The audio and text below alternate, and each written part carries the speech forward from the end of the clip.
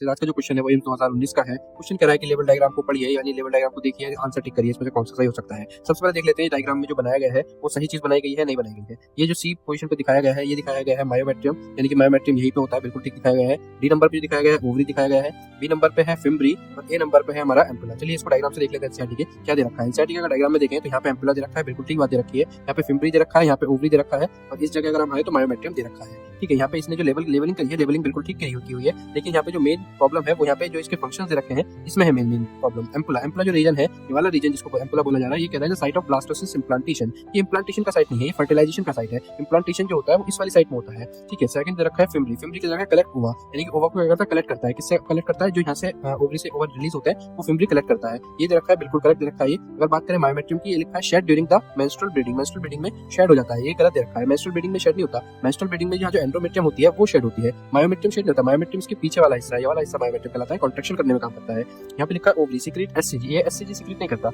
SCG secreted by the placenta. SCG जो secret होती है वो होती है प्लेसेंटा से सीक्रेटेड। चलिए इसको एनसीईआरटी में देख लेते हैं कहाँ क्या चीज लिखी हुई है। यहाँ पे अगर हम देखें तो प्लेसेंटा जो है act as endocrine gland and produce several hormones like the SCG. यहाँ पे लिखा है एससीजी कौन सा सीक्रेट करता है? प्लेसेंटा सीक्रेट करता है। पेज नंबर 37 पे लिखा है ह्यूमन रिप्रोडक्शन की एनसीईआरटी में। अगला वाला देखें तो यहाँ लिखा है menstruation flow result due to the breakdown of the endometrium lining of the uterus.